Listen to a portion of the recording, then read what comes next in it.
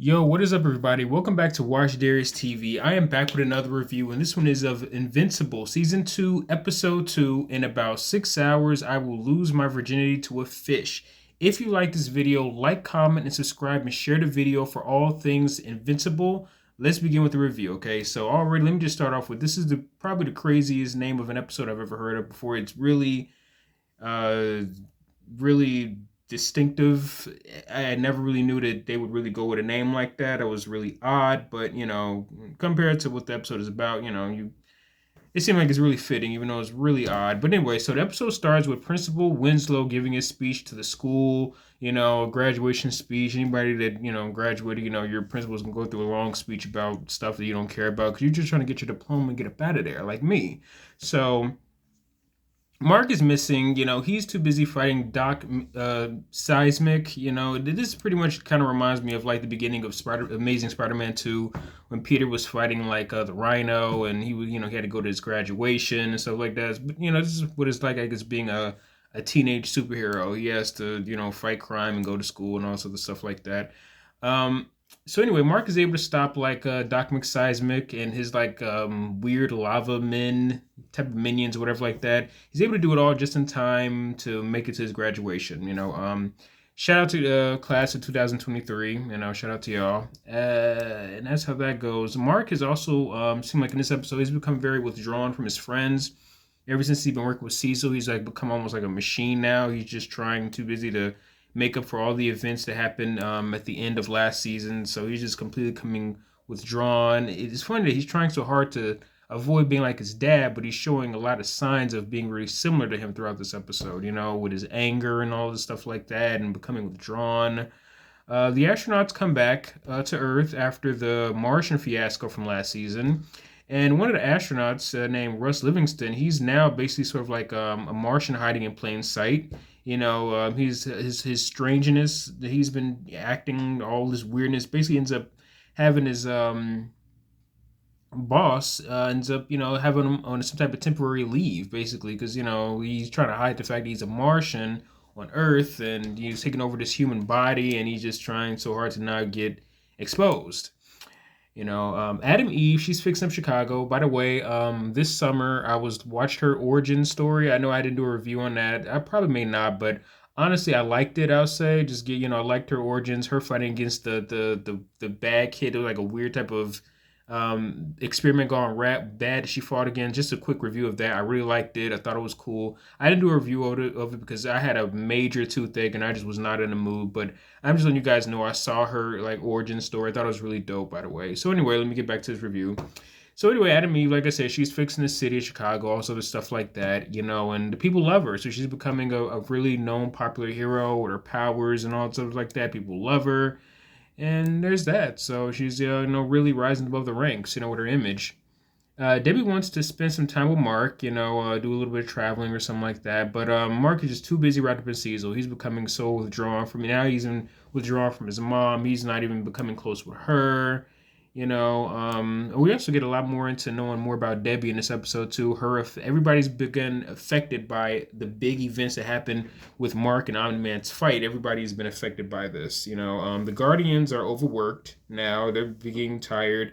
They're just all completely sick of it. They're being worked half to death, and they're just completely tired.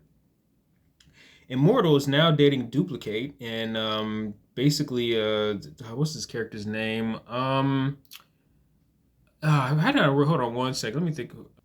Rexplosion. Sorry about that. I completely forgot his name. So Rexplosion, he's totally not cool with that, even though he technically cheated on Duplicate last season. He doesn't like the fact that she's now dating Immortal. She's dating the Immortal. I guess nothing weird about this relationship. He's only just like about a couple thousand years older than her. I guess that's nothing too weird, but he's dating her now, and he does not like it. And what is Rick's Explosion going to do anyway? I mean, he can't do jack against someone like the Immortal, but I could do is be mad. So there's that, because Rick Explosion is a complete goofy. But anyway, Russ is struggling to fit in, and as like this Martian Man character. I'm not sure that all of these original characters are going to pop up from the Guardians, the original one. So we have Martian Man, the new Martian, is now on Earth after the original Martian Man died, who was killed by Omni Man.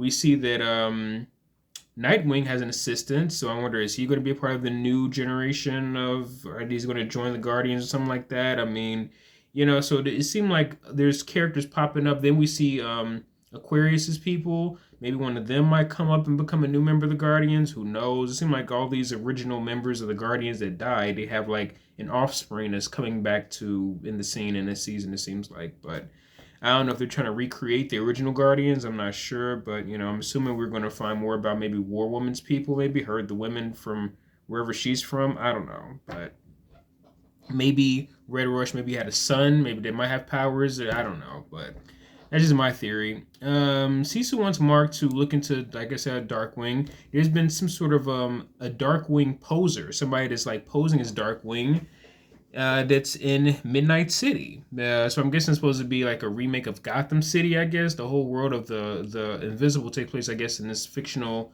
kind of a spinoff of like Metropolis. And I guess in Midnight City is like the Invincible world's version of Gotham City, I'm assuming. So there's somebody that's posing as another version of Darkwing going around and killing instead of, actually beating up bad guys like the original Darkwing was doing. Mark ends up meeting this new Darkwing, and it's this Darkwing's assistant named Nightboy. I guess supposed to be a reference to Robin. I guess he's a spinoff, kind of similar to Robin, I'm assuming. And he knows Omni-Man basically is the one that killed Darkwing. So, he ends up finding that out, and, Invincible ends up going toe-to-toe with this kid. And this kid is actually kind of strong. He even has a shadow verse. I'm guessing that's supposed to be similar to the Spidey verse in a way, or maybe I don't know, because there's so many different verses now when it comes down to the Marvel world and DC world. So I'm guessing this is his own alternate weird verse, kind of like how Spider-Man has. I don't know, but he ends up putting Mark in this weird shadow verse place, and Mark basically threatens Nightboy to release him. Like I said, showing more of a darker side of Marcus up this season. He's trying so hard to fight against being like his father, but we saw him in an alternate universe. What it'd be like if he joined his dad. We saw a complete darker version of Mark. We're starting to see a little bit more of a darker version of him now. So it's like this is a theme of the season, is showing Mark's more Viltrumite side, I'm assuming.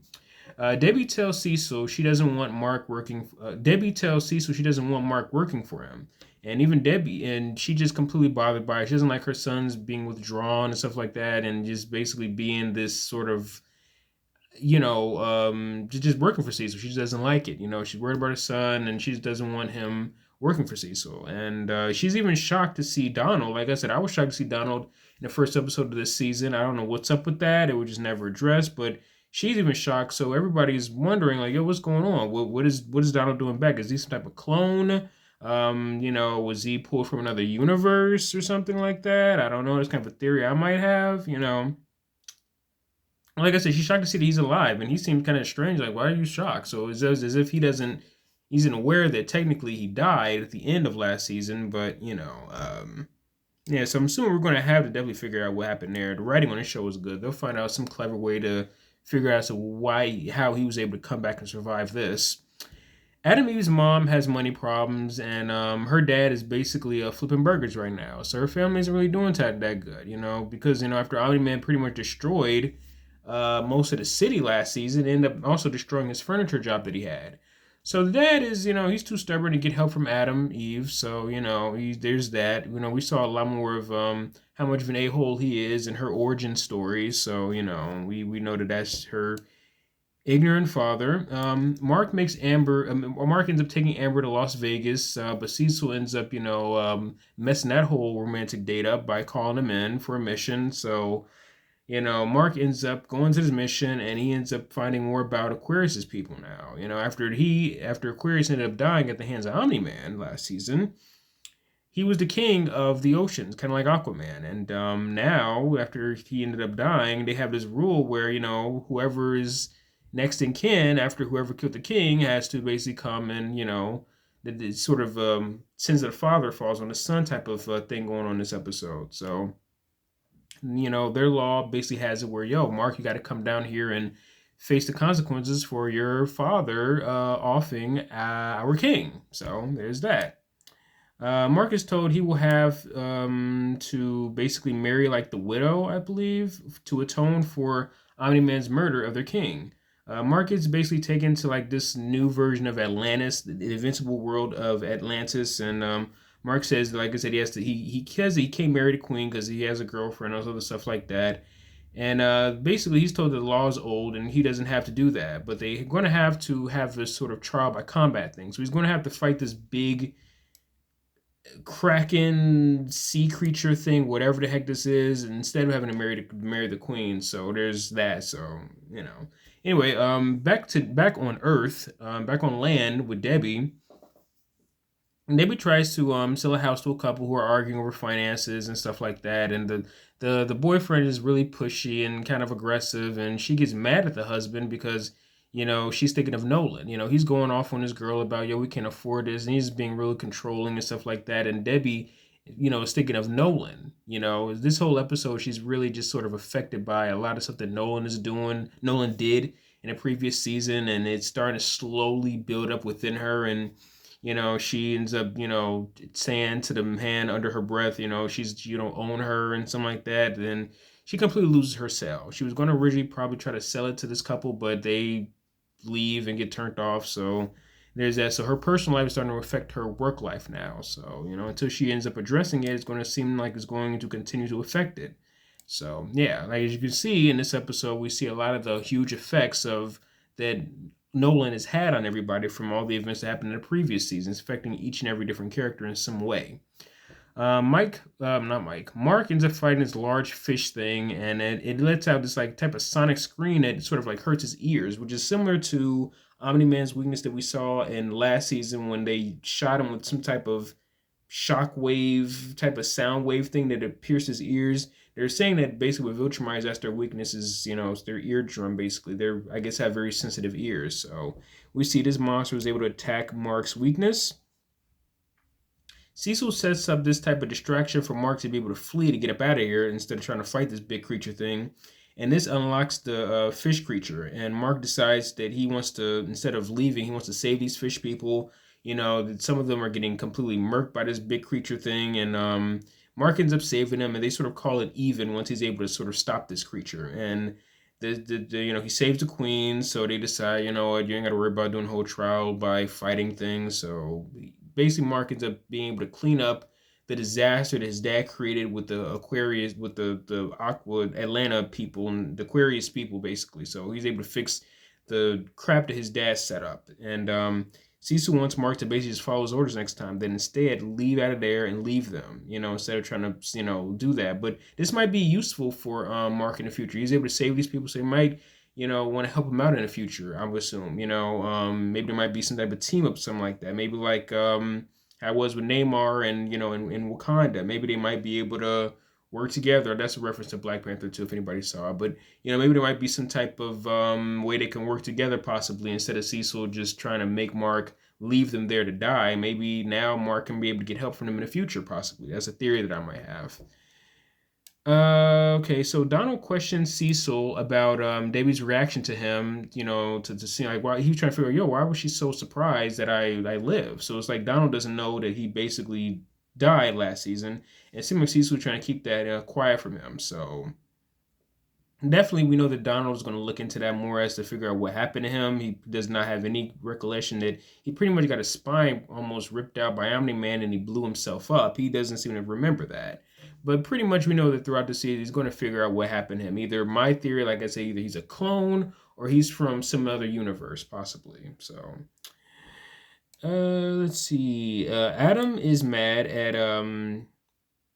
dad, Adam, is mad at Eve, still over her powers, over all the events that happened, him losing his job. And he just basically just doesn't accept her. He just has nothing but seem like he has nothing but hate towards his daughter. And, there's that. So she just leaves. So nothing changed there. Adam Eve's dad is still an a-hole. So, there's that.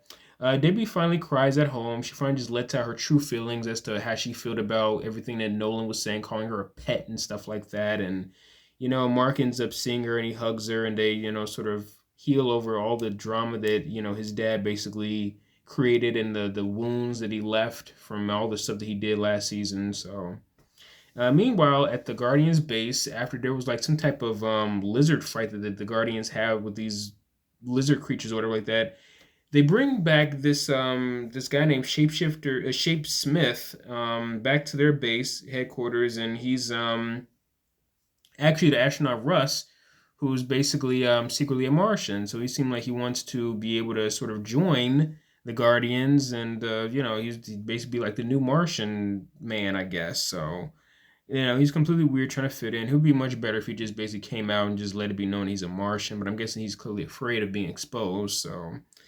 and I'm pretty sure my theory is that the Martians are definitely going to come back to Earth after all the stuff that happened last season, especially with Martian Man being murdered. They're definitely going to probably come back for some type of invasion or something. So, we can't also forget about the Flaxons that Omni-Man took out last season. So they're going to want revenge too. But they're really going to be hunting Nolan. I hope they don't try to take their anger out on the Earth, but most likely they probably will. Like I said, that's my theory.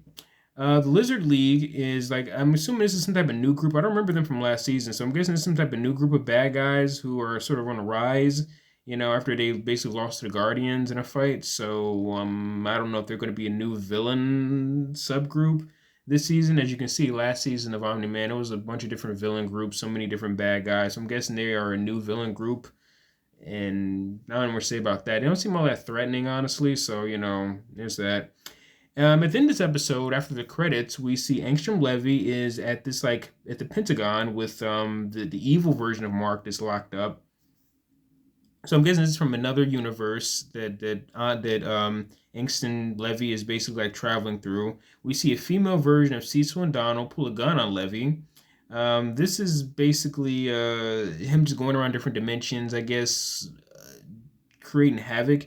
He ends up giving evil Mark to like the female Cecil and Donald, I guess, as revenge for Invincible sort of destroying his plans that he had with putting all the thoughts into his head. And when Invincible came in and fought the Molar twins, I guess this is his way of getting revenge by locking up this evil version of Mark. So he's going to go to the current timeline, I guess, and find the good Mark to punish him. But right now he just punished the evil Mark, I'm assuming, in this weird time period.